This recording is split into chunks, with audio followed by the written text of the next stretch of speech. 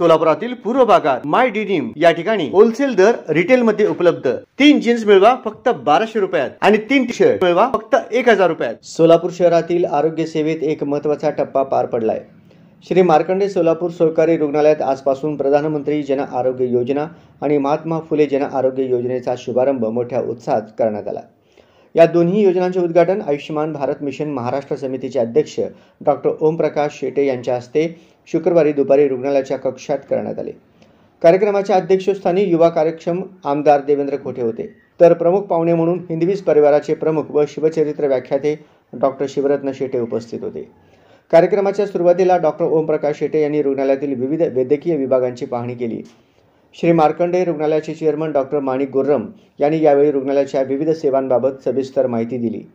Doctor Shete यांनी रुग्णालयातील व्यवस्थापन व सेवा पाहून समाधान व्यक्त केले आणि रुग्णांना अधिकाधिक सुविधा मिळाव्यात यासाठी नवीन योजना राबविण्याचा सल्लाही दिला। रुग्णालयाच्या परिसरात आणि शहरातील विविध भागातील गरजू नागरिकांना याआधी शासनाच्या आरोग्य योजनांचा लाभ मिळत नव्हता।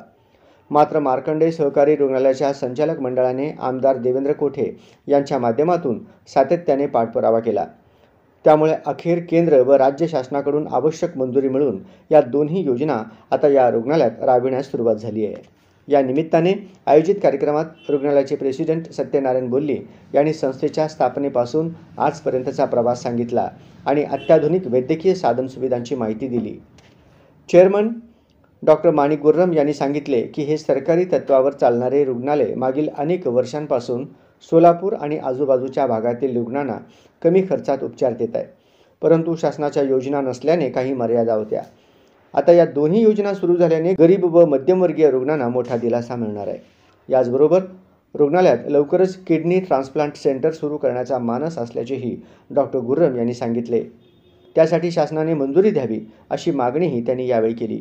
कार्यक्रमादरम्यान आमदार कोठे यांनी आपले मनोगत व्यक्त करताना सांगितले की श्री मार्कंडे रुग्णालयाने अल्पावधीत आरोग्य सेवेच्या क्षेत्रात उल्लेखनीय कामगिरी केली। रुग्णालयाच्या प्रत्येक उपक्रमासाठी माझे सहकार्य कायम राहील असे त्यांनी नमूद केले। आयुष्यमान भारत मिशनचे अध्यक्ष डॉक्टर ओमप्रकाश शेटे यांनी भविष्यात या रुग्णालयात आणखी अनेक शासकीय आरोग्य योजना राबविण्याचे संकेत दिले। किडनी ट्रान्सप्लांट योजना सुरू झाल्यानंतर त्याचे उद्घाटन करण्यासाठी मी स्वतः येईन असे आश्वासन त्यांनी दिले आणि सर्वांना शुभेच्छा दिल्या। यावेळी रुग्णालयाचे व्हाईस चेअरमन रमेश वेडप, संचालक श्रीनिवास कमटम, सुधाकर गोंडेली, अशोक आडम, लक्ष्मीनारायण कुचन, विनायक कोंड्याल, आनंद चंदनशिवे, पार्वतय्या श्रीराम, राजेशम एमुल आणि इतर मान्यवर उपस्थित होते। या कार्यक्रमामुळे सोलापुरातील आरोग्य क्षेत्राला एक नवा बळ मिळाले आहे। शासनाच्या योजनांमुळे गरीब, शेतकरी, कामगार आणि समाजातील दुर्बल घटकांनाही आता मोफत व दर्जेदार वैद्यकीय सेवा मिळणार आहे। आज या ठिकाणी महात्मा फुले जीवनदायी योजना आणि त्याच पद्धतीने आयुष्यमान भारत पंतप्रधान योजना दोन्हीचं या ठिकाणी सगळ्यांचे आदरणीय प्रकाश शेटे साहेबांनी उद्घाटन केलं आणि त्या उद्घाटनाच्या कार्यक्रमाला आमदार वर्गेचे आमदार देवेंद्र कोठेजी उपस्थित होते। योगायोग ज्यांच्याकडनं ज्या छत्रपतीकडनं स्वाभिमान म्हणजे काय हे शिकण्याची गरज अजूनही आमच्यासारख्या पिढीला पण आहे। म्हणजे तरुणांना तर आहेच आहे, आमच्यासारख्या पिढीला पण आहे आणि त्याच्यावर कमीत कमी 3 तास बोलणारी शिवरायांच्या एक परवानगी न घेता एक शर्मासाहेब आपले ते कार्यक्रम आहे गॅलरीज मोठ्या हॉलमध्ये माझ्या मेवण्याच्याच हॉलमध्ये ते करायचे। तर त्यावेळेला गॅलरीच्या आधी साहेबांना शिवरायांच्या बद्दल आम्हाला ऐकायचं नाही आणि योगायोगानं ते भेटले आणि भेटले की ते सोडत नसतो आणि त्यांना इथं पकडून आणून आणि योगानं ओळख पण झाली पहिल्यांदाच भेटलं सर तुम्ही मला ओळखत म्हणलं ते माझं भाग्य आहे। अत्यंत सामान्य कुटुंबातला मी माणूस आहे। माझी ओळख एवढं इथंपर्यंत आहे म्हटल्यानंतर मी आज धन्य झालो। वास्तव नाही, दिस इज अ रिअलिटी सर। तर या कार्यक्रमाला एक दिग्गज आले, उद्घाटन केलं, मनाला आनंद वाटला त्या ठिकाणी बऱ्याच दिवसापासून महात्मा फुले योजना आणावी आणू नये त्याचं मंथन चाललं होतं. मंथन चालत असताना कठोर निर्णय घ्यावा की करायचं का नाही करायचं, to be or not to. घेतला निर्णय की करायचंच. आणि बोर्डाने एकमतानं तो निर्णय घेतला. मला सांगण्याला अभिमान वाटतो की आमचे बोर्ड आमचं कदाचित कधी कधी ऐकतात असं मला त्यावेळेला वाटतं. आणि त्यानंतर आम्ही बोर्डाची शिफारस जीबीला मांडली जनरल मीटिंग मध्ये. कोऑपरेटिव्ह मध्ये सर्वात पॉवरफुल ज्याला अधिकार ते जनरल बॉडी द्यायचं. आणि तिथेही आम्ही ते मुद्दाम नेलं की परत आमचं विचार इकडं तिकडं होऊ नये म्हणून आम्ही जनरल मीटिंग मध्ये ते दिलं आणि तिथेही एकमतानं मान्यता मिळाली. याच्यामध्ये एवढंच इंटरेस्ट होतं की सर्वसामान्य लोकांपर्यंत आपण सेवा दिली पाहिजे. मानलं ते तिकडचे तिकडे राहतील, इकडचे इकडे राहतील, पण सर्वसामान्य लोकांना जी सेवा देतो मला वाटतं ते फार मोठं कार्य होईल. आणि मुळातच हॉस्पिटल हे सेवाभावी संस्था आहे सर. आणि कोऑपरेटिव्ह मध्ये मला वाटतं आमचं 2 नंबर आहे. मुंबईमध्ये एक हॉस्पिटल होतं कोऑपरेटिव्ह, नाव मला आठवत नाही. 77 झाल्यामुळे जर स्मरण होतंय ती सांभाळून घ्या. पहिलं हॉस्पिटल दिलं होतं मुंबईत, नंतर आमचा नंबर लागेल होता. आणि या हॉस्पिटलमध्ये आम्ही जेव्हा निर्णय घेत असताना भूतकाळाकडे बघितलं पाहिजे.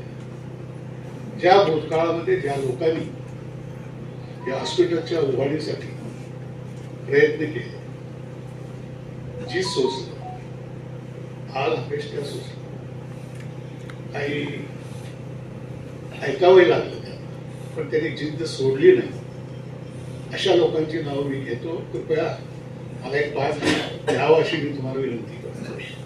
1 तासाचा कार्यक्रम म्हणून थोडं प्रेशर आहे आणि मोठ्या लोकांना जास्त वेळ थांबवणं बरोबर नाही, म्हणून परवानगी घेतो. आणि हे बोललंच पाहिजे.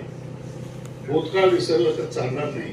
वर्तमान काळ तुम्ही बघणारच आहात. भूतकाळात मी तुम्हाला जर घेऊन या हॉस्पिटलसाठी पहिल्यांदा पूर्व भागामध्ये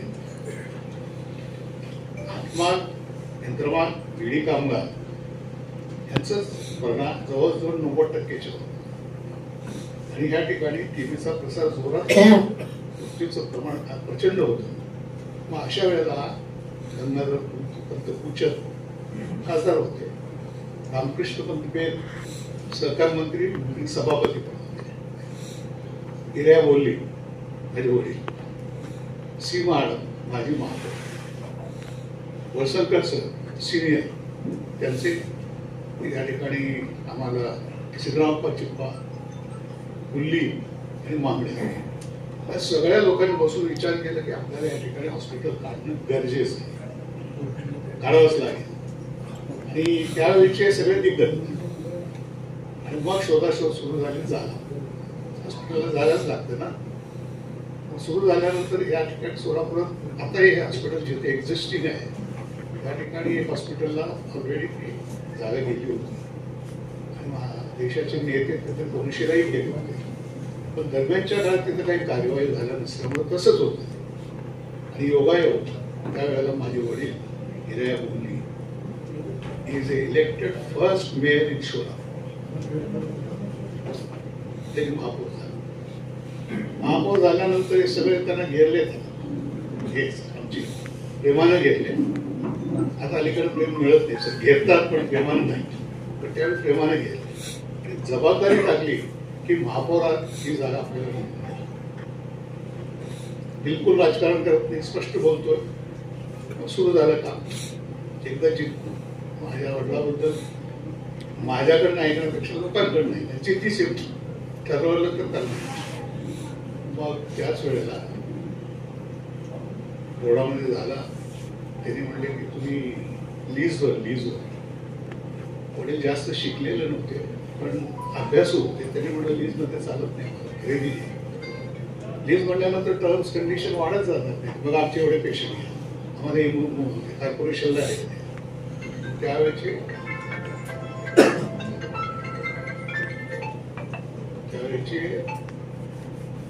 शरदचंद्रजी पवार म्हटलं महापौरमध्ये यशवंतराव चव्हाण आणि शरद पवारांनी तो निर्णय घेतला. मग त्यांनी आम्हाला सहकार्य केलं आणि ही जागा नाममात्र 17,000 रुपये किमतीमध्ये आपल्याला दिली. म्हणजे तिथून आमच्या स्वप्नाला सुरुवात झाली, जागा मिळाली.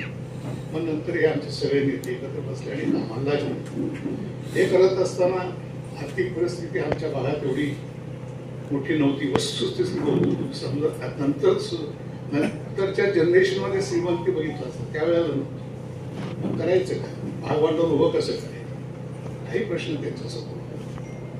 असा निर्णय घेतला की त्यावेळेला यशवंत आणि सोलापूर 2 सूत घेतल्या, बँक यांच्या माध्यमातून काही रक्कम दिली. दिल्यानंतर दरम्यानच्या काळामध्ये सूत कंट्रोल, यार्न कंट्रोल झालं. यार्न तिथं भयंकर रेट्स वाढल्यामुळं शासनाने यार्न कंट्रोलचा निर्णय घेतला आणि इतर राज्यात यार्न मागून जे लागतंय हँडलूम आणि पॉवर मधून त्यांनी तो मागवला. आणि आमच्याकडे पॉवर फेडरेशन म्हणून एक संस्था होती, त्याला एजन्सी दिली.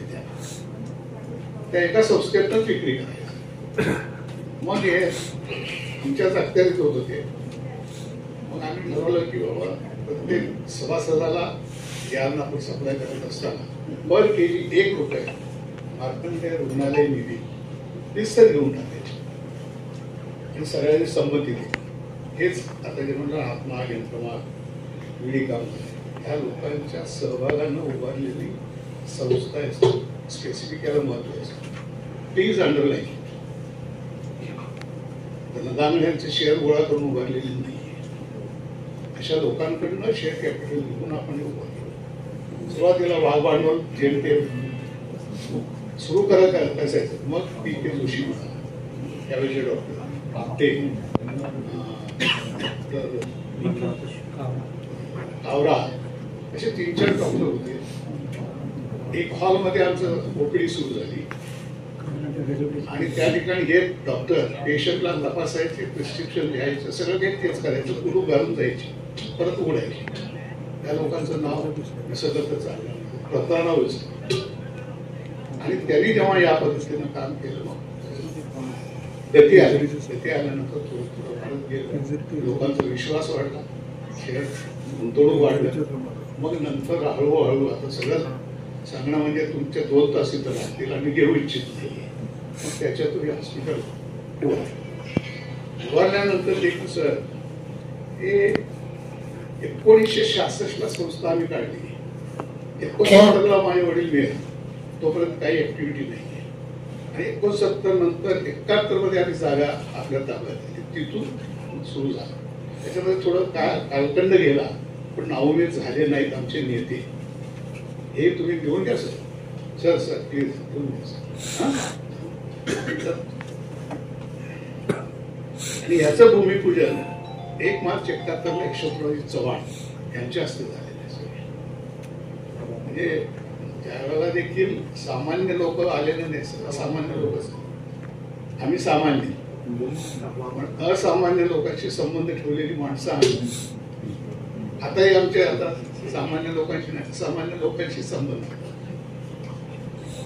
कारण त्याच्याशिवाय चालत नाही. संस्था चालवायची. वैयक्तिक काय, आमचा नातू म्हणतो मी. नातू कुठं घरात, इथं नाही, इथं आमदारच म्हणणार. म्हणजे अशा पद्धतीचे सहकारी भेटले. सहकारी भेटल्यामुळे असं सहकार वाटलं. म्हणून या लोकांचं देखील नाव घेणं क्रमप्राप्त आहे.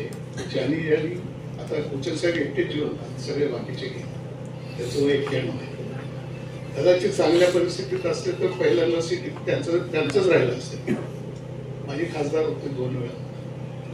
म्हणजे अशा लोकांनी जाता जाता आमच्यावर सोडले. मग आमचे खांदे त्यावेळेला वाटलं नाही एवढं झेपेल किंवा नाही, पण पेललं. आताच्या याच्यावरनं तुम्हाला वाटतं पेललं. याचं कारण आमचे सभासद, आमचे डॉक्टर्स किंवा आमचे क्लिनिकल स्टाफ असेल, चतुर्थ श्रेणीमधले कामगार पण असतील, मी कोणालाही इग्नोर करणार नाही. हे सगळ्यांचा विश्वास आम्ही मिळवलं आणि सगळ्यांच्या सहकार्यानं एक कुटुंब म्हणून आम्ही वावरतो. सगळे एक कुटुंब, हे सगळे आमच्या कुटुंबातले सगळे घटक आहेत. या पद्धतीनं आम्ही इथे काम करतो आणि ते त्याच पद्धतीनं, त्याच उद्देशानं, त्याच जिद्दीनं आम्हाला सहकार्य करत आले. आम्ही नौके असताना आम्हाला सांभाळले आणि ऐकले. आज तुमच्या समोर वर्तमान काळ मी ठेवतो. भूतकाळ संपला, आता वर्तमान काळ तुम्ही फिरून आला, त्याच्याबद्दल बोलणंही बरोबर होणार नाही. आता वर्तमान काळबद्दल तुम्ही विचार करा आणि तुम्ही बोला. धन्यवाद. श्री मार्कंडेय सोलापूर सहकारी रुग्णालयाच्या ठिकाणी महात्मा ज्योतिबा फुले जन आरोग्य योजना, त्याचबरोबर आयुष्यमान भारत प्रधानमंत्री जन आरोग्य योजना या दोन्ही योजनेचा शुभारंभ आज या आपल्या मार्कंडेय हॉस्पिटलमध्ये होतोय.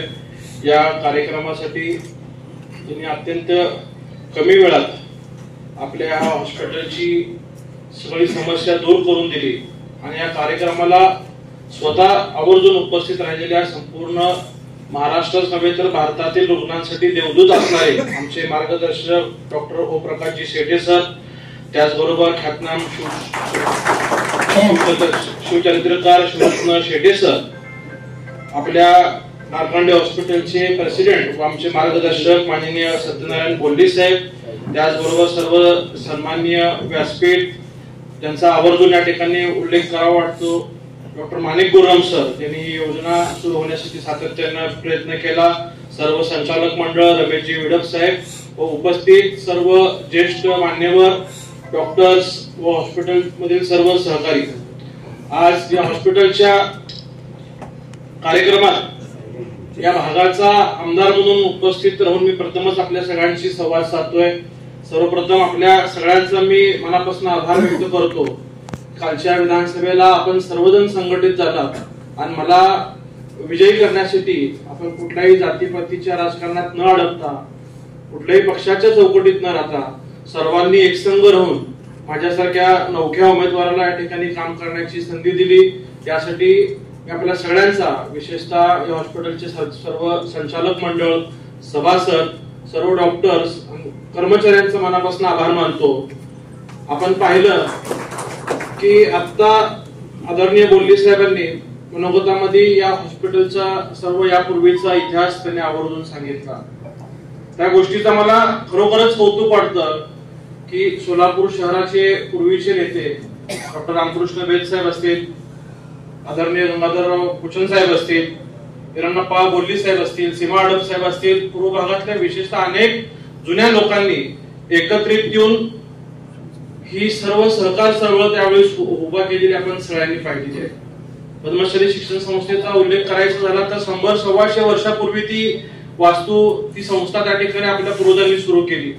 अनेक बँका असतील, अनेक कोऑपरेटिव्ह मुवमेंट्स असतील, हे त्यावेळेस झाले.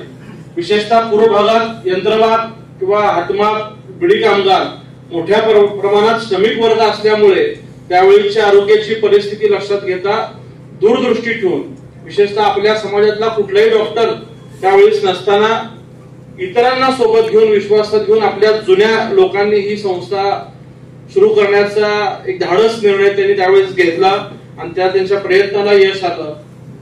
नेहमीच मला बोल्ली साहेब भेटल्यानंतर अनेक वेळा माझं कान टोचत असतात, मला बोलत असतात आणि ते नेहमी म्हणतात अरे माझं काय नाहीये, मी काय केलं नाही. मी त्यांना नेहमी बोलतो की साहेब आपल्या पूर्वजांनी हे 50 वर्ष अगोदर उभा केलंय. उभा करणं सोपं आहे, पूर्वजांनी उभा केलेलं पुढं चालू ठेवणं हे ज्याला जास्त अवघडीचं आहे. ते अवघड काम साहेब तुम्ही करताय. एकीकडे शहरातल्या अनेक सहकारी मुवमेंट्स आपण पाहतोय की कालांतराने बंद पडत चाललेले आहेत. काही अडचणी असतील, काहींचं अपग्रेडेशन झाले नसतील, परंतु आपलं हे मार्कंडेय हॉस्पिटल जुन्या पिढीतनं असताना सुद्धा नव्या पिढीला सोबत घेऊन योग्य समन्वय साधत ही संस्था यशस्वीपणे आदरणीय सत्यनारायण बोल्ली साहेबांनी सुरू ठेवली. याचा मला निश्चितच त्यांच्याबद्दल अभिमान आणि आनंद वाटतो. पण फक्त संस्था सुरूच ठेवलेली नाही तर आपण पाहतोय की सातत्याने ह्या संस्थेचा चढता आलेख प्रगतीचा आहे. छोट्या इमारतीनं ही मोठी इमारत झाली, ह्याच्यानंतर आता पलीकडची 9 मजली इमारत झाली आणि एवढ्यावर हे संचालक मंडळ थांबत नाही. परवा आल्यानंतर आणखी पलीकडची जागा दाखवत होते की तिथेही काहीतरी आणखी 9-10व्या मजल्याचा विचार हे संचालक मंडळ करत आहे. सातत्याने पुढे घेऊन जाण्याचं काम ह्या संस्थेच्या वतीने सुरू राहिलेलं आहे. याबद्दल सर्व फाउंडर्स मेंबरना सुद्धा मी स्मरण करून त्यांना अभिवादन करतो, जे आज हयात नाही आहेत. आणि जे आज हयात आहेत, पहिल्या रांगेला जे ज्येष्ठ मान्यवर बसलेत, त्यांचंही मी त्यांना धन्यवाद देतो की तुम्ही त्यावेळेस तो पाहिलेली दूरदृष्टी आहे, त्यातनच ह्या गोष्टी आज या ठिकाणी यशस्वीपणे सुरू राहिलेल्या आहेत. अनेक वेळा मी बोल्ले साहेबांना बोललोय, दशरथ गोप साहेबांना बोललोय, गड्डम साहेब असतील, पेंटप्पा गड्डम साहेब, अनेकांशी मी बोललोय की समाजकारणात राजकारणात काम करत असताना आपण हे सेवेचं माध्यम म्हणून पाहिलं पाहिजे.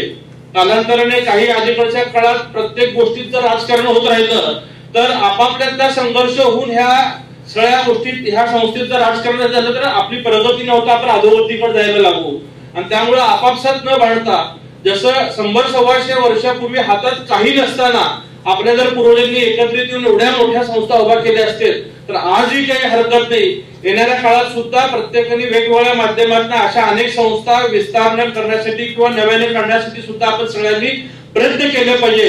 आणि निश्चितच ह्या सगळ्यामध्ये तुमच्या सहकारी, तुमचा हक्काचा आमदार म्हणून मी तुमच्या सोबत असेल अशी मी तुम्हाला ग्वाही देतो. आपला माणूस मोठा झाला, हे काम करत असताना मी आमदार होण्यापूर्वी ज्यावेळी सागर बंगल्यावरती उपमुख्यमंत्री तत्कालीन देवेंद्र फडणवीस साहेबांनी बैठक बोलवली होती, त्या बैठकीत साहेबांकडे इच्छा व्यक्त करण्यात आली होती की मार्कंडे हॉस्पिटलला C ग्रेडचा दर्जा त्यावेळेस होता आणि त्यामुळे ह्या दोन्ही स्कीम्स ह्या हॉस्पिटल्स मधल्या बंद झालेल्या आहेत. आता हॉस्पिटल चालवायचं म्हणलं तर फक्त सहकार क्षेत्रात संचालक मंडळच विचार करून चालणार नाही, तर या ठिकाणी काम करणाऱ्या तज्ञ डॉक्टरांचे सुद्धा एकमत होणं गरजेचं असतं. आणि काही त्रुटी, काही अडचणी त्यावेळेस आल्यामुळे त्यांनी ती बंद केली होती. परंतु पूर्व भागात विशेषतः जास्त प्रमाणात श्रमिक वर्ग असल्यामुळं ह्या हॉस्पिटलला ही सेवा चालू राहिली पाहिजे अशी त्यावेळीची मागणी सत्यनारायण गोडली साहेबांची होती. आणि त्यांनी मला सांगितलं की देवेंद्र, आपलं हे काम राहिलंय, तू फडणवीस साहेबांशी हे बोलून करून घे. आणि मी साहेबांना आमदार होण्या अगोदरही बोललो, साहेब सोलापूरला विमानतळावरती आल्यानंतर स्वागताच्या वेळी साहेबांना बोललो, त्यावेळेस अपेक्षित होतं की निवडणुकीच्या अगोदर हे काम करून घेता यावं. परंतु नंतर कळलं की आपली फाईल अजून मंत्रालयापर्यंत पोहोचलेली नाहीये. पण त्यावेळेस शिवाजी महाराजांचं व्याख्यान सोलापुरातील जुनी बिल कंपाऊंड होतो, त्यावेळेस ओमप्रकाश शेट्टे सरांशी माझी भेट झाली आणि मी त्यांना सांगितले की सर, असा मार्कंडे हॉस्पिटलचा A ग्रेड साठीचा विषय आपण तो करून दिला पाहिजे. सर म्हणजे देवेंद्र, तू काळजी करू नको, तू फाईल कुठे आहे ते सांग, ती तुला करून देण्याची जबाबदारी माझी आहे. जर साहेबांनी सांगितलं असेल तर ते आपण 100% करून घेऊया. त्यानंतर एकदा विधान भवनातही ज्यावेळेस विनायक दादा कोंढ्याल अधिवेशनाला आले होते, आम्ही दोघं शेट्टे सरांना बोललो की सर असा आपला विषय करून घ्यायचा आहे. आणि त्या तिथून खऱ्या पाठपुराव्याला सुरुवात झाली. आणि ह्या सगळ्या योजना त्या ठिकाणी फॉलोअप घेण्यासाठी डॉक्टर माणिक गुरव सरांनी अतिशय चांगलं प्रेझेंटेशन केलं. अनेक त्रुटी होत्या. आम्ही एक बैठक मुंबईत वरळीला साहेबांच्या आयुष्यमान भवनला, त्या ठिकाणी वरळीला गेल्यानंतर शेट्टे सरांनी संबंधित अधिकाऱ्यांना बोलवून घेतलं. त्यावेळी श्रीधरांना होते, सुधाकरजी उंडेले होते, काही संचालक मंडळ होते. बैठकीत एक अशी गोष्ट लक्षात आली की हे C कॅटेगरीतनं A मध्ये येणं अवघड आहे आणि होण्यासारखं नाहीये. परंतु आमच्या चेहऱ्यावरील सगळा हावभाव बघितलं शेट्टे सरांनी, ओमप्रकाश शेट्टे सरांनी संबंधित अधिकाऱ्यांना सांगितलं की समाजासाठी काम करणारी संस्था आहे, कोऑपरेटिव्ह संस्था आहे, श्रमिकांसाठी काम करते, बियॉन्ड द लाईन पुढे जाऊन तुम्हाला हे काम करून द्यायचं. हा शब्द मला आजही आठवतो. आणि केवळ ओमप्रकाश शेट्टे सरांच्या इच्छाशक्तीमुळे आपण आज A ग्रेडचा दर्जा आपल्याला प्राप्त झालेला आहे. हे प्रोसेस करत असताना एके दिवशी मला गुरव सरांचा मेसेज आला की काम झालंय पण आपण सीटनं B ला आलोय, आपण अजून A पर्यंत आलेलो नाहीये. मी थोडासा नर्वस झालो आणि सरांना फोन केला. सर म्हणजे डोंट वरी, ते A+A मध्येच करून देण्याची जबाबदारी माझी आहे. एक एवढं प्रखर इच्छाशक्ती ओमप्रकाश शेट्टे सरांची होती. मला आवर्जून उल्लेख करावा वाटतं की या पदावरती जर ओमप्रकाश शेट्टे सर नसते तर कदाचित आपण A+ मध्ये गेलो नसतो. या सगळ्या अडचणीमध्ये आपल्याला दुसरा कोणी व्यक्ती त्या ठिकाणी असते तर कदाचित आपण B मध्ये राहिलो असतो. पण त्यांचं आदरणीय देवेंद्र फडणवीस साहेबांवरती जी श्रद्धा आहे, ज्याप्रमाणे मी त्यांना देवाप्रमाणे मानतो, शेट्टे सरांनाही त्या समानच देवेंद्र फडणवीस साहेब आहेत. आणि शेट्टे सर नेहमी म्हणायचे की बॉसने सांगितलंय ना तर ते देवेंद्र तू काळजी करू नको, आपण ते करून घेऊया, ती करून देण्याची जबाबदारी माझे. त्यामुळे मी सर पुन्हा एकदा आपलं खूप खूप मनापासून आभार मानतो. आणि येणाऱ्या काळात या हॉस्पिटलला अशीच मदत आपल्याकडनं वेळोवेळी मिळत राहावं. आम्हाला विशेषतः ह्या कोऑपरेटिव्ह मुवमेंट्स मध्ये असतील किंवा पूर्व भागातल्या कुठल्याही कार्यात इतक्यावरच थांबायचं नाहीये, तर अनेक वर्ष विशेषतः पूर्व भागाचा रखडलेला विकासाचा बॅकलॉग भरून काढायचा आहे. आणि काम करत असताना मला सर निश्चितच आपली मदत लागणार आहे. आज या मार्कंडे हॉस्पिटलच्या कार्यक्रमाला जरी आपण उपस्थित असलात तर आता बोल्ली साहेबांनी नागरी बँकेचा सुद्धा उल्लेख केला. नागरी बँक बंद पडल्यानंतर जे वसुलीचा तगादा नाहक त्रास जो विशेषतः हातमाग सोसायटी धारकांना होता, त्याच्यासाठी आपण देवेंद्र फडणवीस साहेबांकडे पाठपुरावा करून त्याही लोकांना व्याजामध्ये अधिक सवलत मिळवून देण्याचं काम सुद्धा आपण देवेंद्र फडणवीस साहेबांच्या माध्यमातून केलेलं आहे. आज अनेक सोसायटी धारक भेटून सांगतात की कोणाचे 5 लाख कमी झाले तर कोणाचे 10 लाख रुपये कमी झाले. अशी छोटी छोटी मदत सुद्धा निश्चितच एखाद्यासाठी मोठी संजीवनी ठरू शकते याची मला खात्री आहे. आज आरोग्यातलं मार्कंडे हॉस्पिटलचं काम करत असताना, नागरी बँकेतलं कोऑपरेटिव्हचं काम करत असताना उपस्थित अनेक संचालक मंडळ हे पूर्व भागातील अक्कलकोट रोड MIDC येथील उद्योजक सुद्धा आहेत. त्यामुळं त्याचाही उल्लेख मी या ठिकाणी आवर्जून करतो की जवळपास 20-25 वर्षात अक्कलकोट रोड MIDCतले कधीही रस्ते मूलभूत सुविधा तुम्हाला मिळाल्या नव्हत्या. आणि पहिल्याच प्रयत्नात एका वर्षभराच्या आत अक्कलकोट रोड मधल्या 36 रस्त्यांसाठी आपण जवळपास 55 कोटी रुपयाचा निधी सुद्धा देवेंद्र फडणवीस साहेबांकडून मंजूर करून घेतोय.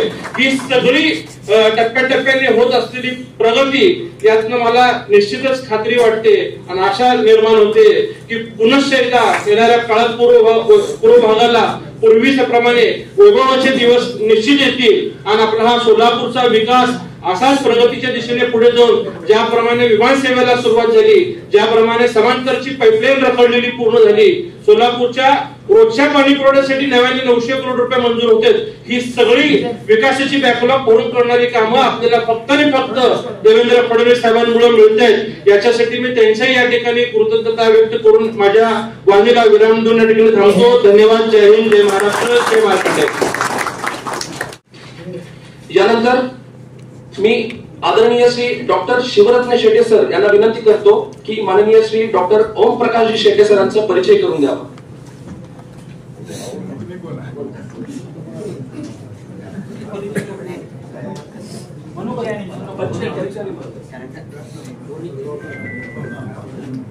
दोन 5 मिनिट मोबाईल फ्लाईट मोडवरती ठेवावेत. त्याचं कारण आहे, कुठला कार्यक्रम चालू असताना आपण तो कार्यक्रम समर्पित भावनेने ऐकला पाहिजे आणि ही शिस्त आयुष्यात ठेवा. कारण मी जिथे जातो, डॉक्टरच्या चेंबर मध्ये जाताना आपण फ्लाईट मोडवरती टाकतो. आपल्याला असं वाटतं की आपला फ्लाईट मोड म्हटल्यानंतर जगाचं अडतंय, असं काही होत नाही. त्यामुळं काही मिनिट कोणी मोबाईलवरती बोलणार नाही. खरं तर परिचय हा सूत्रसंचालकांनी करायचा असतो, पण मी कोणाचा परिचय करावा तो माझा सक्का धाकला भाऊ आहे म्हणून नाही, तर तो कर्तृत्वाने मोठा आहे म्हणून मी परिचय करतोय. कारण त्याचं कार्य मोठं, त्याच्याबद्दल मी कधी स्तुती करत नाही. माझा स्वभाव परखड आहे जसा त्याचा आहे. मी वस्तुस्थिती मांडतो.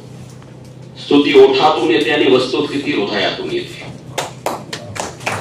त्यामुळे ओमप्रकाशचा परिचय म्हणजे 1 तासाचं व्याख्यान असेल, पण काही शब्दात मी परिचय करून देईल. या महाराष्ट्रामध्ये गोरगरिबांना 2 लाख 5 लाख सहज मदत मिळत गेली. माननीय देवेंद्रजी फडणवीस पहिल्यांदा मुख्यमंत्री झाले 2014 ते 19. त्या दरम्यान हे पहिलं पद निर्माण केलं गेलं आणि पहिल्या पदाचे मानकरी ओमप्रकाश आहेत. तोपर्यंत जसं निवडणूक आयोग अस्तित्वात होतं, पण TN शेषन आल्यानंतर निवडणूक आयोग या हिंदुस्थानला कळला, तसं मुख्यमंत्री आरोग्य सहायता कक्ष ओमप्रकाशमुळे कळला. आणि हे सोपं नव्हतं. या सगळ्या हॉस्पिटलला सुतासारखं सरळ करणं महाकठीण काम. म्हणजे लीलावती असेल, जसलोक असेल, सायफी हॉस्पिटल असेल, बॉम्बे हॉस्पिटल असेल, पुण्यातलं संचिती हॉस्पिटल असेल, इथं गोरगरिबांसाठी 10% खाटा राखीव, त्याची अंमलबजावणी पूर्वी होत नव्हती. ओमप्रकाशनी या सगळ्यांच्या सीओची मीटिंग घेतली. पहिल्यांदा मला वाटतं की यशवंतराव चव्हाण प्रतिष्ठानमध्ये घेतली. माननीय मुख्यमंत्री होते आणि ओमप्रकाशने सांगितलं, मला आठवतं की आजपर्यंत घडलं ऑन पेपर, तुम्ही काय मॅनेज केलं माहिती नाही, पण यापुढं 10% खाटा वाजवूनच घेणार, नाही तर कारवाई करणार. तो दम दिला आणि बघता बघता लीलावती, जसलोक हे हॉस्पिटल आम्हाला सुद्धा 7 स्टार हॉस्पिटल केवळ सिने अभिनेते अभिनेत्रीचे आहेत असं वाटायचं, पण ते चॅरिटेबल आहे ते पहिल्यांदा ओमप्रकाशमुळे कळलं. आणि गोरगरीब, अगदी चंद्रपूरचा पेशंट असेल, परभणीचा कुठला शेतकरी असेल, गोरगरीब असेल, त्या पंचतारांकित हॉस्पिटलमध्ये 10-10, 15-15 लाख रुपये जिथे खर्च येतो तिथे 10 रुपये खर्च न येऊ देता ओमप्रकाशनी हे लोकाभिमुख प्रशासन केलं, म्हणून तो धन्यवादास पात्र आहे. आणि एक सांगतो तुम्हाला की पारदर्शकता.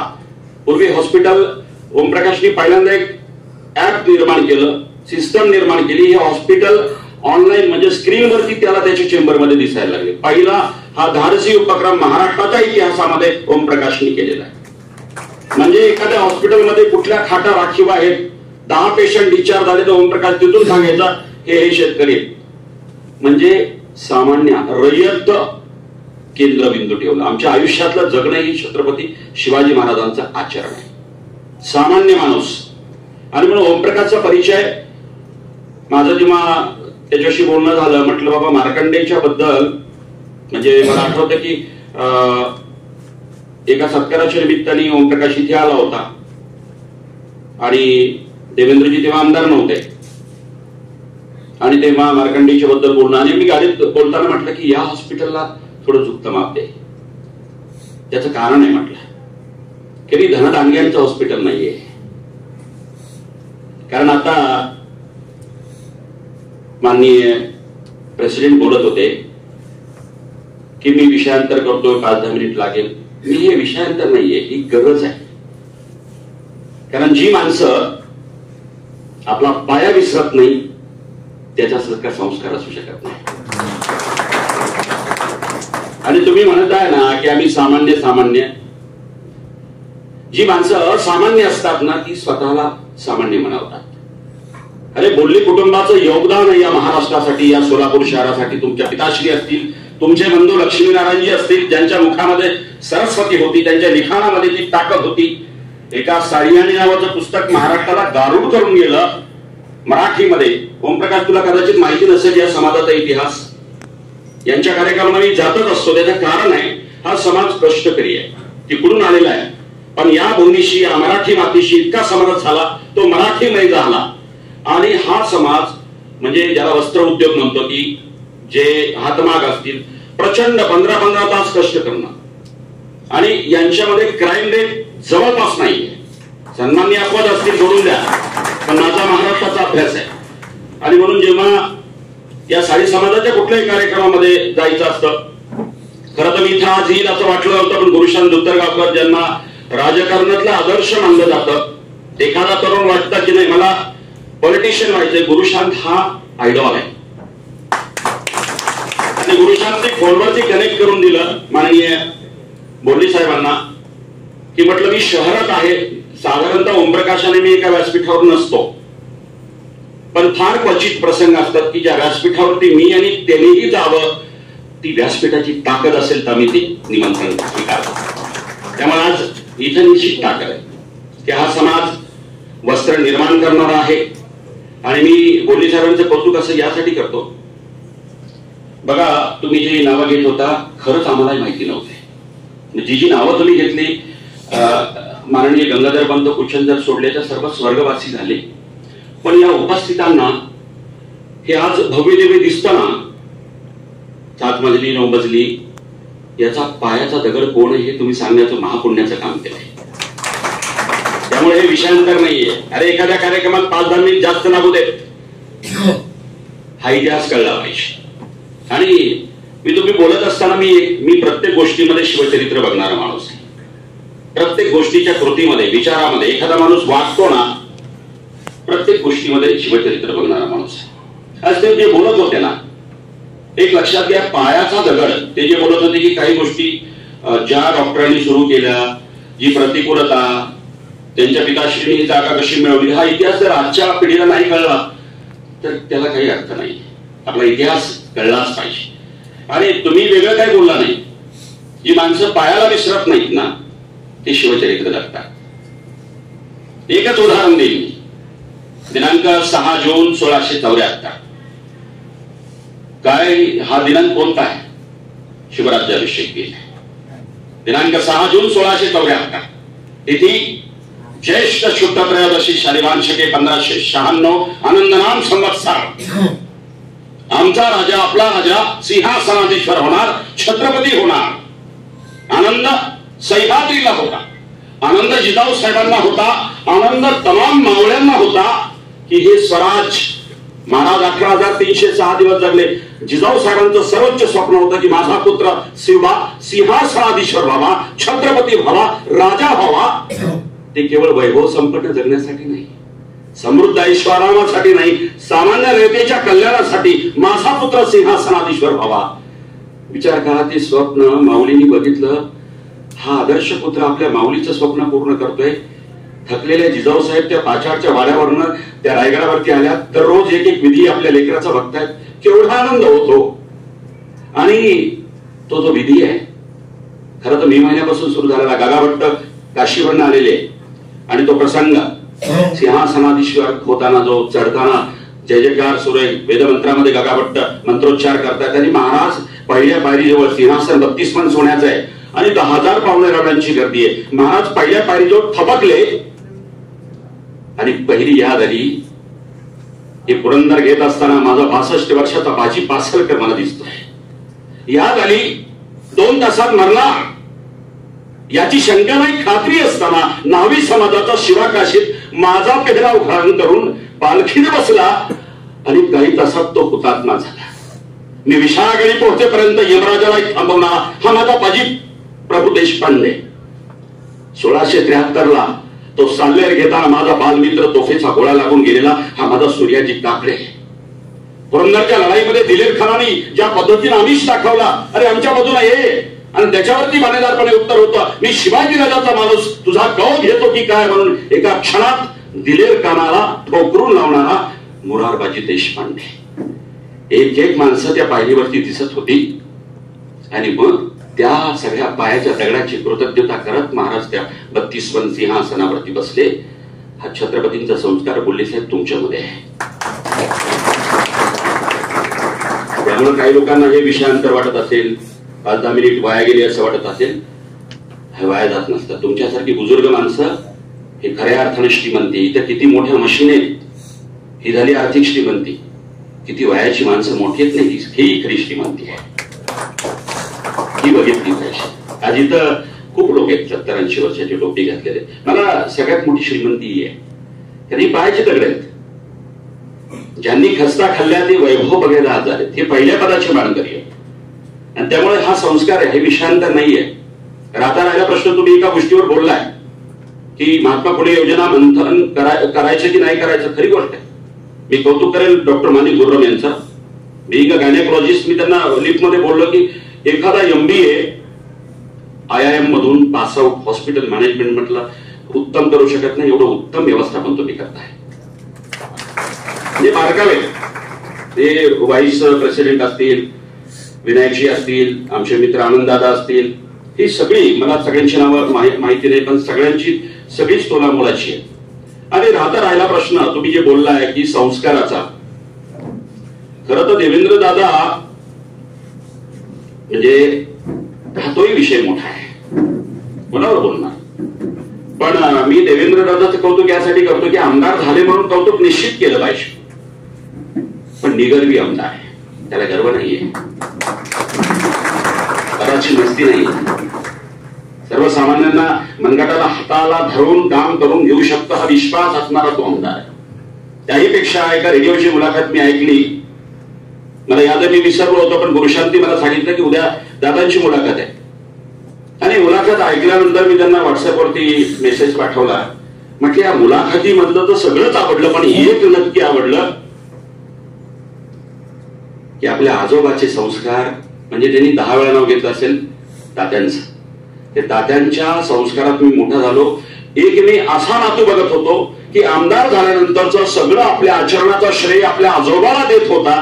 मला असं वाटतं की यापेक्षा मोठा संस्कार काय असू शकतो. आणि म्हणून मी देवेंद्र दादांचं तेव्हा खास कौतुक केलं.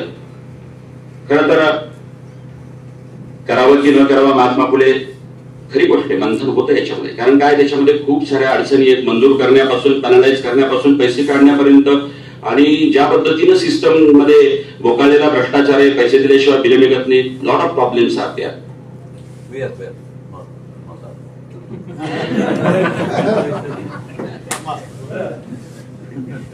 त्यांनी वर्तमान आणि भूतकाळ आरच्या ऐवजी वेळ असं वापरत म्हटलं, चांगली गोष्ट आहे आणि मी निश्चित तुझं स्वागत करतो या संदर्भात. परंतु सिस्टम म्हणजे जी पद्धतीनं हे, आणि त्यामुळे महात्मा फुले योजना ठेवायचीच नाही, कारण दर तेवढे नाही आहेत. म्हणजे ज्या काही सर्जरीज आहेत, डॉक्टरांचे प्रॉब्लेम रिअल आहे. एक सांगतो, माननीय बोंडे साहेबांचं मी तर मार्कंडेय रुग्णालय हे जेव्हा नाव येतं ना, आणि मार्कंडेय ऋषीचा जेव्हा फोटो येतो ना, तिथं शंभू महादेवाच्या चरणी लीन झालेला एक शिवभक्त आम्हाला दिसतो.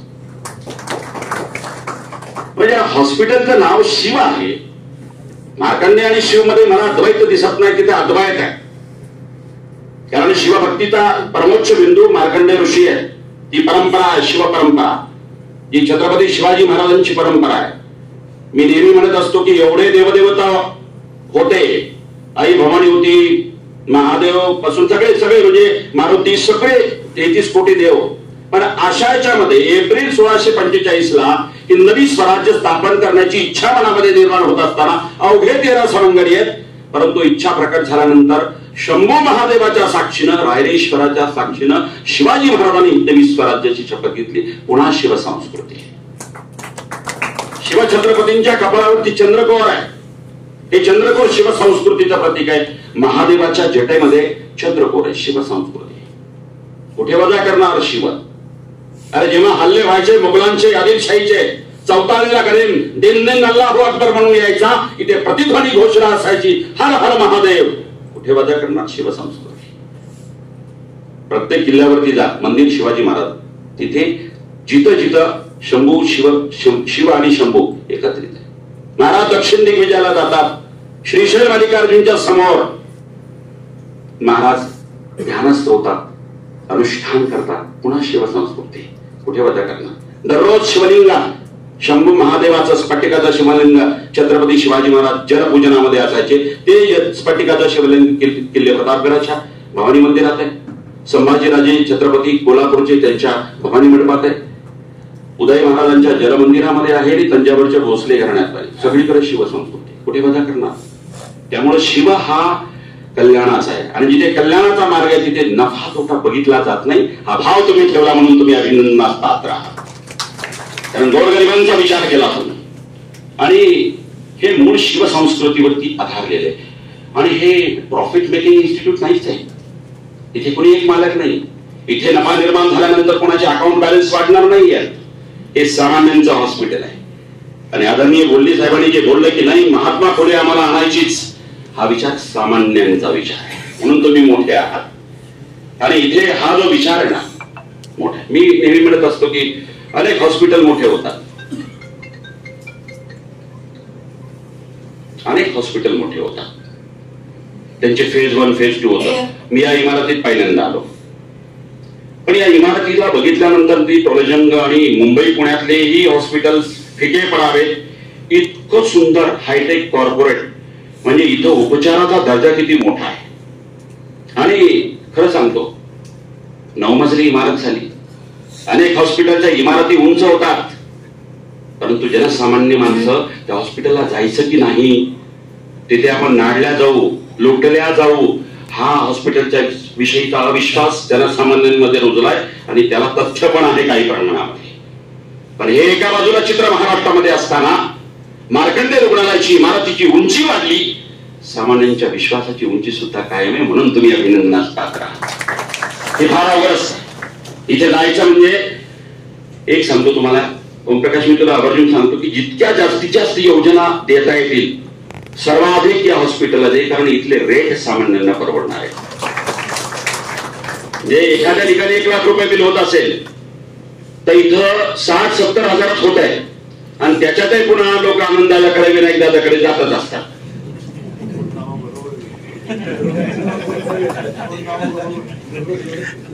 त्यामुळे ते त्यांचा शब्द खर्च करून अजून खाली करतात. म्हणजे हे hospital no loss no profit मध्ये आदरणीय गुर्रम सरांना अनेक इक्विपमेंट्स आणताना अर्थशास्त्राचा विचार करावा लागतो, कारण ही अशी पॉलिटिकल मंडळी शब्द खर्च करतात, अर्थात तेही धन्यवादास पात्र आहेत. गुरुदादा पण असेल ना? अरे बापरे. पण ठीक आहे, मी तुमच्या दोघांचं अभिनंदन करतो, कारण तुम्ही स्वतःसाठी शब्द खर्च करत नाही, तुम्ही सामान्यांच्या त्या सगळ्यांचा अर्थशास्त्राचा विचार करून करता. आणि म्हणून मी इंट्रोडक्शन करायची मला आणि त्याच बरोबर माझं मनोगत व्यक्त करायची. आज या व्यासपीठावरती उपस्थित राहण्यासाठी गुरुदादांनी बोल्ली साहेबांना कनेक्ट केलं आणि सुदैवाने मी सोलापुरात असल्यामुळं यायला होकार दिला. मी अजून एकदा ओमप्रकाशला सांगू इच्छितो, म्हणजे आता ते हॉस्पिटलची मागणी त्यांनी केली नाही, पण मला असं वाटलं बिईंग अ मेडिको की इथं लिव्हर ट्रान्सप्लांट व्हावं आणि ती तज्ञ मंडळी इन्स्पेक्शन करून गेलेली आहेत. राज्य सरकारचा आरोग्य अधिकार आहे, तू काय करायचं कर, पण ती टीम पाठव आणि इथे यकृताचं प्रत्यारोपण व्हावं, लिव्हर ट्रान्सप्लांट व्हावं. मला अभिमान आहे की किडनी ट्रान्सप्लांट इथे सुरेखा नावाच्या एका माऊलीनी नवनाथ बर्डे या आपल्या 39 वर्षीय मुलाला, जो डायबेटिक होता, हायपरटेन्सिव्ह होता, डायबेटिक नेफ्रोपॅथी, हायपरटेन्सिव्ह नेफ्रोपॅथी आणि वर्स्ट केस 39 वर्ष वयाची, भेंडा नावाचं गाव आहे, तालुका माढा आहे, तिथला पेशंट इथे ऍडमिट झाला. आणि मी इथल्या खरं तर कार्डिओलॉजीचं युनिट आहे, विजयजी आहे, नेफ्रोलॉजी आहे, गॅस्ट्रोएंटरॉलॉजी आहे, म्हणजे सगळे युनिट इथले. मी खरंच सगळ्यांचा धन्यवाद, आणि हे केवळ डॉक्टरांचा धन्यवाद देणार नाही, इथला सफाई कामगारापासून सगळा नॉन क्लिनिकल स्टाफ हाही धन्यवादास पात्र आहे. आणि ती स्वच्छता असेल, बेडशीट बदलणं असेल, हे सगळं यश एका डॉक्टरांवरती अवलंबून नसतं. डॉक्टर चांगले, केअरटेकिंग नर्सेस, तिथले अटेंडंट, तिथले रूम बॉय, स्वच्छता करणारे स्वच्छता कर्मचारी, आणि म्हणून पायाच्या दगडांना पण न विसरता मी त्यांची कृतज्ञता प्रकट करतो. ओमप्रकाश, मी तुला आवर्जून एक सांगतो, इथे किडनी ट्रान्सप्लांट यशस्वी झालं, तो रुग्ण तिथं गेला म्हणजे आपण म्हणतो की जगामधलं एखादं तंत्रज्ञान 100 वर्षानंतर भारतामध्ये येतं. पहिली किडनी ट्रान्सप्लांटची यशस्वी शस्त्रक्रिया दिनांक 30 ऑक्टोबर 1960 ला झाली.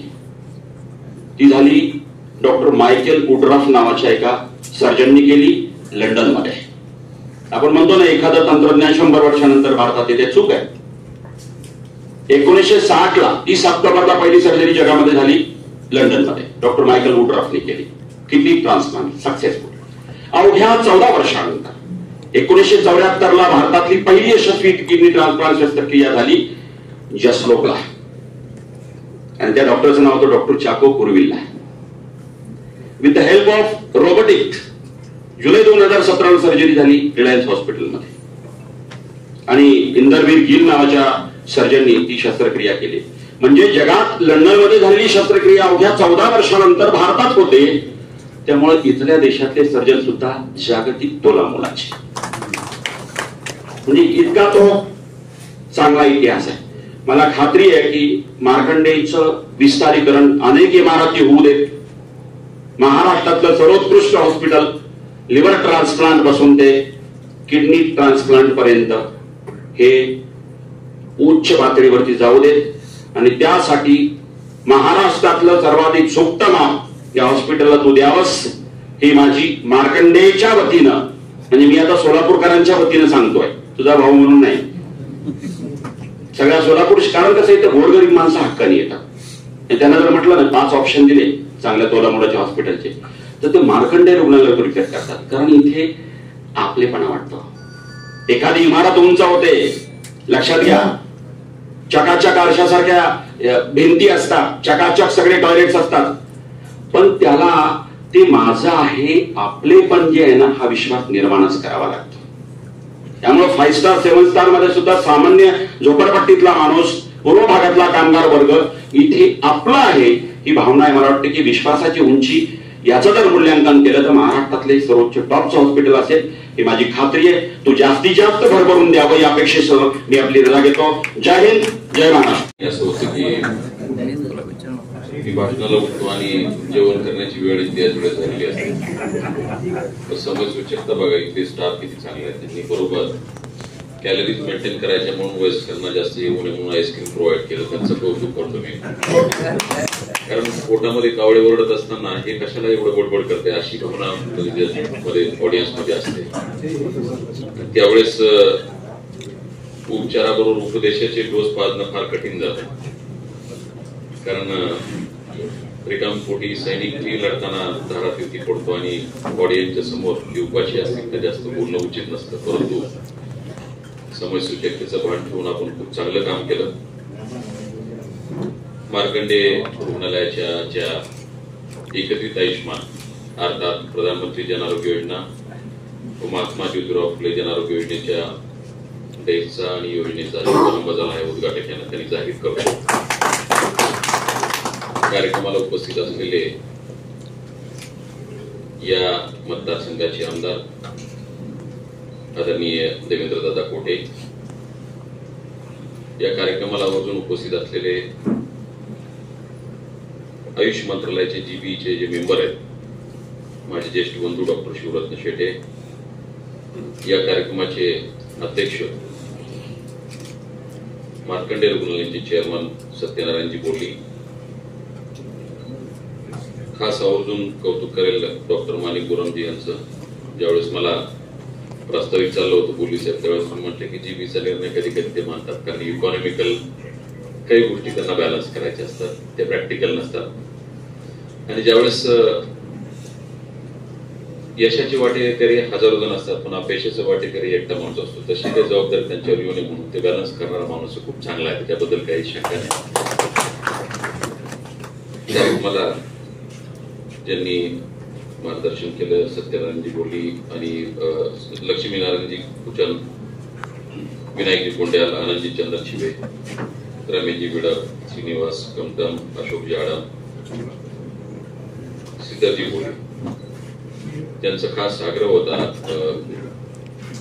देवेंद्रदादांच्या वतीनं की कार्यक्रमाला लवकरच यायला पाहिजे असे आमचे हिंदवी परिवारचे उपाध्यक्ष मूळचंदजी दुत्रगावकर, कार्यक्रमाला आवर्जून उपस्थित असलेले माझ्या समेत बंडूजी खांडेकर, आनंदजी गोष्टी, अमरराजे निंबाळकर, भैया देशमुख, सोमा घोंगडे, सोमनाथजी शिंदे, तुषार जवाब नावं घ्यावं लागतात. त्याचं कारण असतं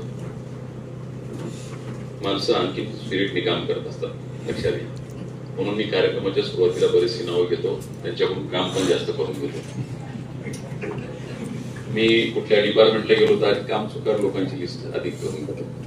मला सांग, मी आधी पहिले गेल्याच्या नंतर 1.5 महिना 2 महिने मी ऑब्झर्व करतो, काहीच करत नाही. त्यांना वाटतं हा वेडा माणूस आहे, मी वेडा नाही वेड्याचं सोन घेतो. 1.5 महिना 2 महिने आणि मला सांगता हा माणूस काहीच काम करत नाही, त्याचं सगळ्यात जास्त काम त्याच्याकडून करून घेतो. हे माझं लिडरशिपचं कर्तृत्व असतं, त्यावेळेच कौशल्य असतं. कारण तो ज्याला स्किलफुल ह्या माणसाकडून, शेवटी यंत्रणा म्हटलं की यंत्रणातली सगळी लोक जी भ्रष्ट असतात, चांगली असतात, मिडलचे असतात, किती लोकांना बदलणार तुम्ही? आणि दररोज भ्रष्टाचारावरती कारवाई करत बसलो तर चांगल्या लोकांची कामं कधी करणार? मला भरपूर लोक हे पाठवा ते पाठवा असं करते का, मी बॅलन्स करतो. खूप काही डोक्यावर पाणी गेलं तर त्याला कसं सोडत नाही, माझा तो स्वभाव नाही. परंतु काही गोष्टीकडे सोयीस्करपणे दुर्लक्ष यासाठी करतो की समजा एखाद्या कामावरती मी जास्त इफेक्ट दिला, त्याच्या मागे लागलो, 100 कामं राहतात आणि 100 लोकांवरती नकळत अन्याय होतो. आणि मी कधी काळी मला माननीय देवेंद्रजींनी मुख्यमंत्री वैद्यकीय सहायता कक्षाचा प्रमुख केला आणि आता आयुष्यमानचा अध्यक्ष केला. मधल्या काळात बळच पाणी कोल्हाकडून गेलं. पत्रकारांनी विचारलं की बाबा आता त्यावेळेचा काळ आणि आताचा काळ असं काय? मी म्हटलं त्यावेळेस इंडिव्हिज्युअल होता, आता सस्टेनेबल आहे. म्हणलं शॉर्ट मध्ये तुम्हाला काय वाटतं की तुम्ही कशा पद्धतीने? म्हणलं त्यावेळेस FILE काउंट करायचो, आता लोकांची LIFE काउंट करण्याचं काम देवेंद्रजींनी दिलंय. त्यामुळं मला परवा देवेंद्रजींचा कोटे साहेबांचा आला की तुम्ही रविवारच्या आतमध्ये चला महाराष्ट्राची हिंमत आहे, देवेंद्र आणि देवाभाऊ दोघांना कसं टाळायचं काय एवढं सगळं चाललं त्यांच्यावरती. काही काही गोष्टी ज्यावेळेस आम्हाला लोक विचारतात तुम्ही देवेंद्रच्या एवढ्या जवळचे आहेत, मग काय हे काय होणार ते काय होणार, मी म्हटलं त्यांच्या मनातलं देवाच्या मनातलं लवकर कळत नाही बरं का, त्यामुळे ते काही विचारू नका.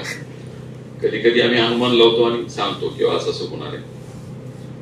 मला आनंद वाटला की या शहरामध्ये येण्याचं जे असतं नाही म्हणलं तरी यावं लागतं. माझी सासरवाडी ना, त्यामुळं सासरवाडीला म्हणलं की यावं लागतं, नाही तर मग अवघड असतं. आणि बरेच मिळून आहेत त्यामुळं सगळ्यांचा लाभ पुरवला जातो. येत असताना मी आवर्जून बघत असतो या शहरात येत असताना बस स्टँडच्या पुढे आल्यानंतर डाव्या हाताला जे पुतळे दिसतात ना ती या शहराची खरी प्रेरणा. कारण पुतळे असावेत का नसावेत याच्या पाठीमागे जे उत्तर असतं ना, जर पुतळे नसतील तर नवीन जी लहान बालक आहेत त्यांना या पुतळ्यापासून काय प्रेरणा मिळते. ते शहर खरं भाग्यवान 1930 साली इंग्रजांच्या विरुद्ध लढा देऊन तिरंगा फडकवणारं शहर आणि हुतात्मा होणारं शहर एक आहे. त्यामुळे या शहराला ज्या पद्धतीनं भौगोलिक इतिहास आहे त्या पद्धतीनं स्वातंत्र्यपूर्व काळातला फार मोठा इतिहास आहे.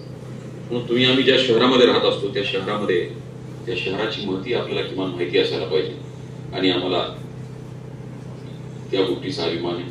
सुरुवातीला ज्यावेळेस मी प्रत्येक रुग्णालयामध्ये जात असताना त्याचं नाव मुद्दाम होतं. बरेच जण म्हणतात नाम में क्या रखा है, बहुत कुछ रखा है. नावातच खूप काय असतं लक्षात घ्या. नावामध्ये प्रेरणा असते. इतिहासामधली नावं ज्यावेळेस आपण आपल्या लेकराला देतो त्यावेळेस कोणी रावणाचं नाव लिहितं, एक चांगलंच नाव लिहितं ना, ते प्रत्येकाला नाव देतो आपण. तसं मार्कंडेय ऋषींचं नाव, मी मार्कंडेय ऋषींचा इतिहास पाहायला गेलो. म्हटलं काय नेमका इतिहास, कारण ज्या ठिकाणी आपण जातोय मार्कंडेय ऋषींचं नाव का देण्यात आलं.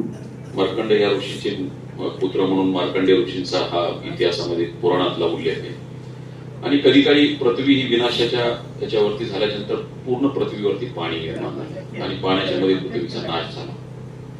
आणि अतिशय वाईट परिस्थितीमध्ये ज्यावेळेस सगळं जग बुडत असताना मार्कंडेय ऋषींनी आपल्या तपश्चर्येच्या वरती जी काही 7 कल्पांची दीर्घायुष्याची जी काही वर त्यांनी प्राप्त करून घेतला होता तो कळत न कळत त्यांच्याकडनं झालेली चूक होती असं त्यांच्या लक्षात आलं. कारण त्यांचा मृत्यू होत नव्हता तशा पद्धतीने आणि त्यांना जगाचं दुःख पाहावं लागत होतं. आणि तशा पाण्याच्या ह्याच्यामध्ये त्यांना कुठेतरी ते वाहत असताना नवद्वीपाची कुठेतरी साथ मिळाली आणि नवद्वीप दिसल्यानंतर ते तिथे थांबले, परंतु तोपर्यंत मूर्छित पडले असं इतिहासामध्ये वर्णन आहे, पौराणिक वर्णन आहे. मूर्छित पडल्यानंतर नवद्वीप हे झाल्यानंतर ते बेशुद्ध असताना काही वेळा त्यांच्या लक्षात आलं की एका सुरभी गायीने त्यांना आपला हात दिलाय, त्यांना आपला सहारा दिलाय. त्या सुरभी गायीने स्वतःचं दूध, सुरभी या शब्दाचा अर्थ कामधेनू असतो लक्षात घ्या. आणि त्या कामधेनूने त्या सुरभीने आपलं दूध मार्कंडेय ऋषीला दिलं आणि ते कुठेतरी मूर्छित होऊन नवऊर्जित अवस्थेत आल्याच्या नंतर त्यावेळेस ते सुरभीला म्हणू लागले की तू माझी आई आहेस, आज आईच्या नंतर तू मला दूध दिलंस आणि त्या दुधामुळे मी आज जिवंत आहे, मला ह्या दुःखातून मुक्त कर आणि याच्यावरती काहीतरी उपाय सांग. त्यावेळेस त्यांनी सांगितलं सुरभीने की भगवान जे गौरांग आहेत त्यांच्या चरण कमळाची तू पूजा कर, नंतर तुला ह्याच्यातून मुक्ती मिळेल. आणि त्याप्रमाणे त्याच्यानंतर त्यांचा प्रश्न आला की मी कशी, म्हणजे ज्यावेळेस मी पूजा केलो तर याच्यातून मुक्ती कशी मिळेल. ज्यावेळेस भगवान गौरांगाचं नाव तुझ्या चेहऱ्यात तोंडातून येईल, उच्चार होतील, त्यावेळेस तुझे पूर्वकर्म सर्व नष्ट होतील आणि तुला माधुर्य प्रेम अर्थात वैवाहिक जीवनासाठी तुला एक संधी मिळून जाईल. आणि त्यानंतर तू राधा आणि कृष्णाच्या भक्तीमध्ये तल्लीन होशील आणि तू जे काही दुःख आहे त्यापासून मुक्ती होतील. आज मार्कंडेय रुग्णालय हे नाव दिल्याच्या नंतर सामान्य माणसाचं दुःख विरह करण्याची ताकद तुमच्या निश्चित रुग्णालय आहे, हा त्याच्या मागचा उद्देश आहे. मला आनंद वाटला की ज्या पद्धतीने आपण सेवा करता. मी एखाद्या हॉस्पिटलमध्ये किती विश्वासाचा असाय, तुमच्या हॉस्पिटल एवढा विश्वास आहे. 2015 मध्ये ज्यावेळेस मुख्यमंत्री वैद्यकीय सहायता कक्षाचा प्रमुख होतो त्यावेळेस माझे सासरे मी कुठे ऍडमिट करता आले असते, मी इथे ऍडमिट केले. हेपटोसेलर कॅर्सिनोमा होता, त्यांना लास्ट स्टेजला होता. माणसाची विश्वासार्हता तेव्हा असते की जेव्हा घरातला एखादा व्यक्ती अशा ठिकाणी आपण हे करतो. अफोर्डेबल उपचार पद्धती हा जो विषय नव्हता, परंतु आपल्याकडे चांगल्या पद्धतीची उपचार पद्धती या ठिकाणी श्रीमंताला आणि गरिबांना जो काही भेद आहे तो या ठिकाणी निश्चित नाही म्हणून तुमचं मनपूर्वक करतो. त्यावेळी रुग्णालयाचे कौतुक करणं फार अवघड जातं माझ्याच्यामध्ये, कारण मी मुंबईत असताना सगळं बॅलन्स करत काम करावं लागतं. मलाही माहिती असतं कॅटेगरी असती, बदमाश 1 बदमाश 2 येते, पण त्यांना चांगलं म्हणलं लागतं, माझं नाव इलाज आहे. कारण काही लोक इतकं अवास्तव बिल लावतात, म्हणजे डेथ झाल्याच्या नंतर बिल वसूल केलेले हॉस्पिटलचे विथ एव्हिडन्स आहे. कुणी जर मला बोललं तरी समोर माझी तयारी किती करणार, किती कारवाई करणार, काय करणार? शेवटी मला एक म्हणत असतो, मी सातत्याने प्रत्येक भाषणामध्ये एका गोष्टीचा उल्लेख करत असतो की बाबा माणसाचं मोरल कसं असायला पाहिजे. ज्यावेळेस मी मुख्यमंत्री वैद्यकीय सहायता कक्षामध्ये काम करायला जात होतो, सुरुवातीच्या दिवशी 3 पेशंट आले होते. नंतर शेवटचा दिवस होता, त्या दिवशी 1000 लोक होते. म्हणजे महाराष्ट्रामध्ये किती गरजू लोक असतील एक विचार करा. तरीही मी असमाधानी होतो. म्हटलं 1000 म्हणजे महाराष्ट्राचा फार मोठा आकडा नाही. आज मला अभिमान आहे, 5200 पेशंट पर डे आम्ही आयुष्यमान मधून करतो लक्षात. आणि जसजसं पेशंट वाढत गेले, सामान्य लोक आले, प्रत्येकाला छक्की मारायचो. तुम्हाला एक सांगू का, एक हे क्षेत्र असं आहे, आघात आहे. प्रत्येक रुग्णाची स्टोरी वेगळी असते. प्रत्येक क्रिटिकल पोझिशन मध्ये प्रत्येक रुग्ण हा वेगळा असतो. त्याच्यामुळे तुम्ही जर स्टँडर्ड म्हणून त्याच्याकडे बघायला गेलात तर ते काही ॲटोमबारचा पार्ट नाही. त्यामुळे डॉक्टरांना तुम्ही रोबोटिक आणा नाही तर काही असू द्या, डॉक्टर अंधाराने सहमत त्यांच्याशी किंवा हात असतो लक्षात घ्या. शेवटी तुम्ही कार्डियाक मध्ये एखादा बाप माणूस काम म्हणतात, कारण तो तितका त्याच्यामध्ये समरसता असते, त्याच्यामध्ये पूर्ण इंटरेस्ट घेऊन काम करतो. रोबोटिकला भावना नसतात, त्याला जेवढी कमांड दिली तेवढंच आहे. कारण तुम्ही जग किती जरी आधुनिकतेकडे गेलं तर मेडिकलचं फील्ड हे मात्र माणसाच्या हातावरती असतं. त्याचं कारण आहे त्याची शस्त्रक्रिया हे हृदयातून करत असतं, त्याच्यामध्ये निश्चित यश होतं. परमेश्वर त्याला यश देतो आणि मार्कंडेय रुग्णालयामध्ये केलं. माझ्याकडे त्यावेळेचा किस्सा होता की दररोज मी 3च्या नंतर हळूहळू पेशंट वाढले, तिथं 75-100 पेशंट वाढले. मी चिडचिड करायला लागलो आणि चिडचिड करायला लागल्यानंतर मग घरी ताण द्यायला लागलो, मुलांना ताण द्यायलो, मी चिडायलो. काही कामं होत नव्हते, काही कामं होत होते, ब्युरोक्रासी त्रास द्यायची होती. आता जितकं सॉफ्ट चालतंय, आता कोणी माझ्या नादाला लागत नाही. त्याचं कारण आहे माझ्याकडे पूर्ण अभ्यासाची खाण आहे आणि माझा हेतू शुद्ध असताना मी कोणाच्या बापाला घाबरत नाही. कारण देवेंद्रजींनी मला सांगितलं की अजिबात घाबरायचं नाही. आणि मग मला बायकोने एक दिवस सांगितलं की अरे असं कराल ना. डॉक्टर साहेब मला म्हटलं की तू जॉब सोडून दे, कारण तुला ब्रेन हॅमरेज किंवा बीपी सुरू होईल. एकदा राजीनामा दिला होता मी, दिला आहे, तुला माहिती तुझा राजीनामा मी दिला नाही. ती मनाची वृद्ध झाल्याच्या नंतर ते झालं होतं, परंतु नंतर मग बायकोनी मला टीका लावला चंदनाचा. आज सकाळी येताना पण लावला लक्षात घ्या. आणि त्यावेळेस सांगितलं हा चंदनाचा टीका आहे, तुम्हाला शांत करायचं आहे, तुम्ही शांततेने कामं करत जा लोकांची. तुम्ही रागाने जर काम कराल तर लोकांवरती अन्याय होईल, काही लोकांचा मृत्यू होईल आणि मग पापापेक्षा पुण्यापेक्षा पापाचं जर जास्त झालं, वजन झालं तर ते फेडायचं होतं. आणि कळत नकळत मी दररोज ती बॅग उचलायचो. एक छोटी बॅग होती अशी, ज्याच्यामध्ये फाईल असायची किंवा माझे कागद असायचे. आणि दररोज मी माझ्या आरशामध्ये बघायला लागलो. मला मी इतका छान वाटायचो आरशामध्ये. पण त्याच्या पाठीमागे असं रहस्य होतं की एक ठिकाण असं असतं की आरसा जो माणसाला आपली प्रतिमा खरी ओळखायला देतो की तू खरायस का खोटायस. कारण फुकट काहीतरी सांगून पद्मश्री मिळवून किंवा एखादा अवॉर्ड मिळून जर तो आरशाच्या समोर राहिला तो खरा का खोटा त्या दोघांनाच माहित असतं. मी आजपर्यंत त्या आरशामध्ये सातत्याने बघत असतो, परंतु माझी नजर कधी चुकली नाही, कारण मी चुकीचं काम कधी केलं नाही. त्यामुळे मी त्याच्या डॉक्टरांना त्याच्या हॉस्पिटलला सांगत असतो की तुम्ही आरशाच्या समोर एकदा उभा राहा. कारण जन्माने हा मृत्यू असा आहे, तो भिकारलाही चुकलेला नाही, करोडपतीला चुकलेला नाही, मध्यमवर्गाला चुकलेला नाही. या ठिकाणी ही कुठलीही तरी परमेश्वरांनी ठेवलेली नाही. त्यामुळं प्रामाणिक वागत जा, शक्यतो गरिबांकडे जास्त लक्ष देत जा. माझा कल असतो गरिबांकडे, त्यामुळे सातत्याने काम करत असताना आपल्या डोळ्यासमोर फक्त आणि फक्त सामान्य माणूस असतो. मार्कंडेय रुग्णालय ही सेवा खूप चांगल्या पद्धतीने करतो. ह्या गोष्टीचा मला खूप अभिमान आहे. या भूमीमध्ये भक्ती आणि कर्तव्य या दोन्हीचा संगम आहे. संत दामाजी महात्मा बसवेश्वरांचा इथं कधी काळी सहवास झालेला आहे. आणि या ठिकाणी बसवेश्वरांच्या बरोबर नामदेवांचा आणि भैरव नावाचा देखील या ठिकाणी सहवास लोकांना त्या काळात मिळाला नाही. त्यामुळे ही भक्ती भावना मी भावना आहे. सिद्धरामेश्वराच्या बद्दल आता येत असताना डॉक्टर साहेब सांगत होते की खूप काही दोघांची चर्चा चालू होती कमी वेळामध्ये, हे करा ते करा. नैसर्गिक स्रोत जास्तीत जास्त जपण्यासाठी त्या ठिकाणी किल्ला आहे, किल्ल्याचा काही वैभव आहे, समोर सिद्धरामेश्वरांचा आशीर्वाद इथल्या लोकांना मिळतो. त्यामुळं मलाही दरवेळेस काहीतरी प्रेरणा मिळत असते. आमच्या योजनेच्या बद्दल बोलायचं झालं तर तुम्ही ज्यावेळेस डॉक्टर साहेब बोलले त्यावेळेस डोळ्यारोपण करा त्यांना, आता हार म्हणू नका. कारण माझं पूर्ण लक्ष आहे, माझं हेतू शुद्ध. त्यामुळे मी स्पष्ट सांगितलं पहिल्या दिवशी, कालपर्यंत तुम्ही काय चुका केलात हे मला मान्य नाही, मी यापुढे चुकता कामा नाही. त्याचं कारण आहे जुनी घाण काढत बसलो तर 5 वर्ष नाही 50 वर्ष मला काही होणार नाही, नवीन काम काही होणार नाही. मग नंतर मला पत्रकाराशी पूर्ण प्रश्न विचारतो तुम्ही नंतर शेवट काय केलं. शेवटी आकडेवारीमध्ये जे असतं ते निश्चित पुढे दिसतं. कधी काळी आमच्या योजनेमध्ये 1356 पॅकेजेस होते. 1356 4 ते 5 दिवसामध्ये ही कॅबिनेट झाली तर 2399 पॅकेजेसची नवा GR निघणार आहे. साधी गोष्ट नाही, सगळे लोक सगळ्या योजनेमध्ये याच्यामध्ये. कधी काळी जे पॅकेजेसचे रेट्स होते आमचे प्रोसिजरचे अतिशय नगण्य होते. हे मलाही मान्य आवडतो, जे असतात ते असू द्या. या बाबीशी मी पूर्णतः सहमत होतो. पण हे करत असताना किती त्रास होतो. 32-33 जिल्ह्यामध्ये आहे ती वाहनांची साधनं, उपलब्ध साधनं असताना गेल्या वर्षामध्ये मी परत फिरलो प्रत्येक जिल्ह्यामध्ये, 3-3 दिवस प्रत्येक जिल्ह्यात, इथे पण दिला, तुम्हालाही बोलवलं आणि तुमचे सगळे इनपुट्स घेतले. कधी काळी असं झालं होतं का की रुग्णालयांच्या प्रतिनिधींना कलेक्टर ऑफिसमध्ये बोलवून कधीतरी झालंय का असं की तुम्हाला सन्मानाने बसवून त्या ठिकाणी तुमचे जे ओपिनियन आहेत ते घेतलेत? कारण मी लोकहितार्थ होते. ज्या पद्धतीचे पॅकेज होते ती चांगली नव्हती. 2012 पासून ही योजना आल्याच्यानंतर ते पॅकेज वाढले नाही. पर्यायाने आमचे रुग्णालय त्यांच्याकडून पैसे घ्यायचे. मग काही दिवसांनी त्यांना कळायचं की पेशंट व्हायला पाहिजे, मग त्यांनी ते ग्रीव्हन्स करायचे आणि ग्रीव्हन्स केले की मग योजनेतले लोक त्यांना पुन्हा परेशान करायचे, यांचे सगळे साठे लोक. यामध्ये योजना प्रचंड बदनाम झाली होती आणि या बदनामीचं कलन तरी पोचण्याची संधी परमेश्वरांनी मला दिली. या दोन्ही योजनेचा पहिला महाराष्ट्रातला भारतातला पहिला अध्यक्ष होण्याचं भाग्य मला लाभलं आणि या अध्यक्षपदाला कधीही डाग लागू देणार नाही. आम्ही मेजर आमचे पॅकेजेस वाढवले, ट्रेमंडस वाढवले. CABG 2,10,000 पर्यंत नेली आहे. रिग्नल ट्रान्सप्लांटला तुम्ही 4-5. पण सगळ्यात मोठं माझ्या बिग अचिव्हमेंट काय माहिती, डॉक्टर साहेब तुम्ही बोलत असताना तुमच्या बोलण्यापूर्वी तुम्ही म्हटले लिव्हर ट्रान्सप्लांट. मी आज आलोय ना, या हॉस्पिटलला परत उद्घाटनाला येणार ज्या दिवशी लिव्हर ट्रान्सप्लांटची एवढं का बोलतो त्याच्या पाठीमागे कारण आहे. 22 लाख रुपयाची तरतूद ऑलरेडी केली. No transplant. आज तुमची जाहिरात बघा आमची, त्याच्यामध्ये आम्ही BMT सगळे इन्क्लूड केले. ऑल BMT आहे, अपोलो आहे, परत ॲलोजेनिक आहे, ॲटोलॉगस आहे, तिन्ही पण आपण BMT इन्क्लूड केली. लिव्हर ट्रान्सप्लांट आहे, हार्ट आहे, लंग्स आहे आणि मला वाटतंय इनफ आहे.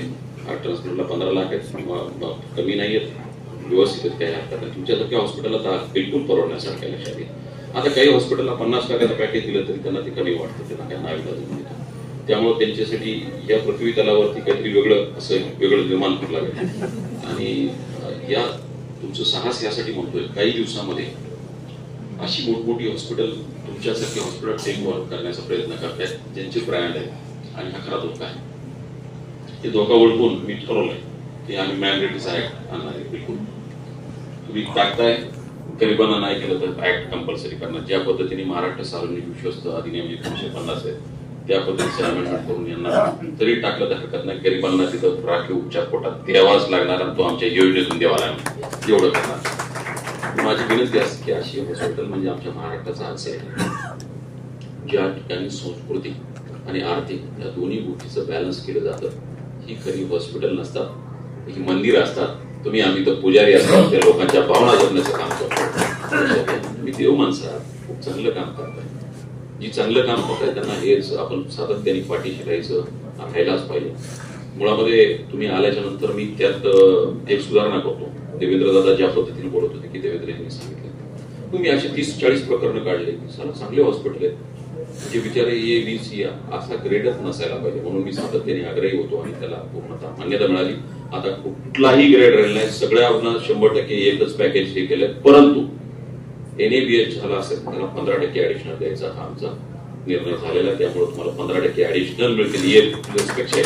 त्यामुळे तुमच्या रिव्ह्यूमध्ये चांगली ग्रोथ होईल आणि तुम्ही अधिकाधिक सेवा कराल, हा त्याच्या पाठीमागे उद्देश. नंतर माझी विनंती आहे की आपण BMTचं देखील सुरू करावं, कारण ज्या पद्धतीने एक्वा फिल्टर आणि पोस्ट ऑपरेटिव्ह केअर तुम्ही आयसोलेशन सेंटर आहे तुमचं, तुम्ही जे शब्द वापरत होता ते सगळे शब्द मी शिकलो. कारण मला डिलीट फक्त मेडिकल वरती मिळाली त्या, कारण एक जण माझ्यावरती ऑब्जेक्शन घेतलं होतं की he is non medical person. त्याच्यानंतर मी दररोज 2 तास माझं ट्युशन लावलं. त्यावेळेचे मेडिकल डायरेक्टर जे होते महाराष्ट्राचे म्हणून जाऊ साहेब, त्यांच्याकडनं प्रत्येक म्हणजे केमोच्या प्रोटोकॉल पासून कार्डियाकच्या VSB असू द्यात, PDA असू द्यात, सगळ्या गोष्टी असू द्यात, CABG असू द्यात, त्याच्यावरती अभ्यास केला आणि सांगितलं की फक्त काही गोड्यामुळे जर तू मागे राहत असतील तर बिलकुल नाही, तेही शिकायचं.